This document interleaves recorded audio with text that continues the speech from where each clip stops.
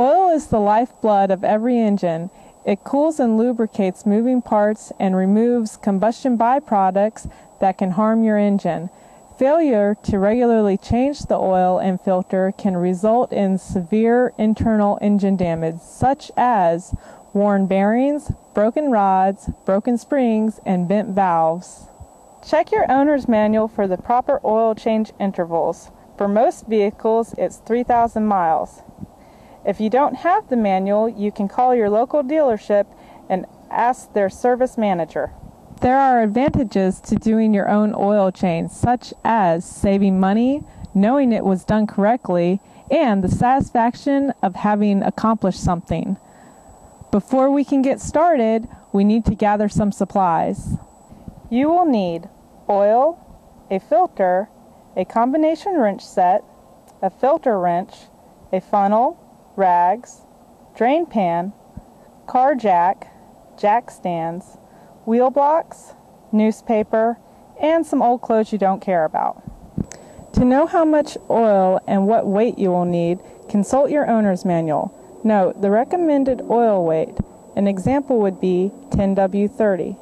If more than one engine was available for your vehicle, verify the engine by locating this label in the engine bay. The oil and filter can be obtained at an independent auto parts store or a dealership. Write the date and mileage on the receipt and save it in case you need to back up a warranty claim, or for when you go to sell your car, you can show that it was well maintained.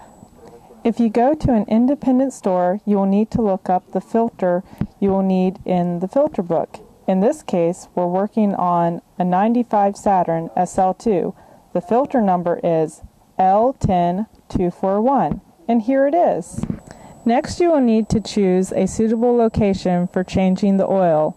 A garage or a level driveway is a good one. Keep in mind that many apartments and housing associations might not allow you to do this. If in doubt, check first. The engine should be warm from your drive to the parts store. If not, drive it until the temperature gauge moves above the bottom mark.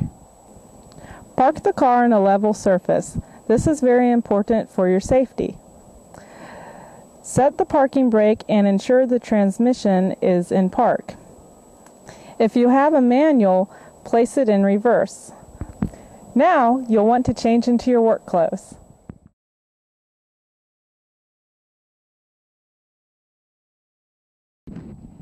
And now we're ready to get started.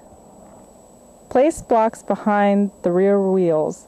All of these steps will ensure the vehicle will not move while raised. Locate the hood release lever and give it a tug. Then open the hood fully and rest it on the hood prop rod. Locate and remove the oil fill cap. Place it somewhere that it won't get lost. Next, we'll raise the vehicle. You will need to locate where to place the jack under the car. This can be found in the owner's manual. Raise the car to a height so you can slide under it. Place the jack stand under the car and lower the car until it just rests on the jack stand. Locate the drain plug and oil filter and place the newspaper and drain pan where the drain will catch the oil. Loosen the drain plug by turning it counterclockwise. Once it is loosened, turn it slowly by hand until it comes out. The oil and exhaust will be hot, so be careful.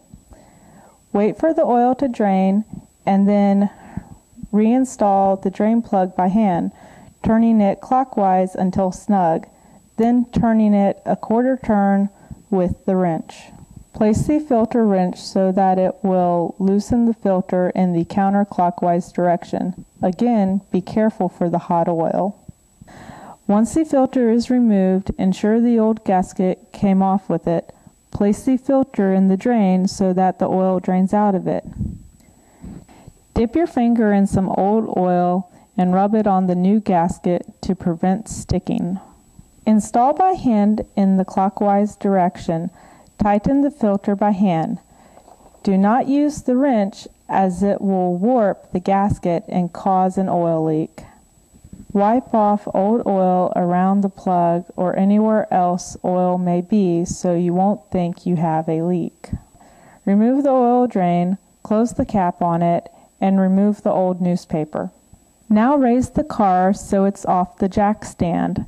Remove the jack stand and slowly lower the vehicle to the ground. Remove the jack and wheel blocks. Next, we'll add the oil. Place the funnel in the valve cover where you had removed the cap earlier. Pour in the oil until it's all in there. Now, replace the cap and wipe off any spilled oil. Start the engine and make sure the oil pressure light goes out. Let it run for about 30 seconds so that the oil circulates completely. Shut off the engine, wait about 10 seconds, and check the oil level, making sure it is in the cross-hatched area. It's good. And now it's time for cleanup. Throw out the newspaper and oil containers. Place the old filter and drain in plastic bags and put them in the trunk of the car. And now we'll clean up ourselves and take the dirty oil back to the store. Proper oil disposal is important for protecting the environment and conserving resources. This gallon of oil can pollute over 1 million gallons of water and endanger plants and animals. Also, this oil will be recycled and used for other oil-based products, reducing the amount of oil we need to import. Used oil and filters can be recycled at most auto parts stores, repair shops, and dealerships. If in doubt, call your local EPA office and ask where to take it. Now you are done and you're one step closer to automotive independence. Maybe later you'll be willing to tackle more maintenance items. Good luck!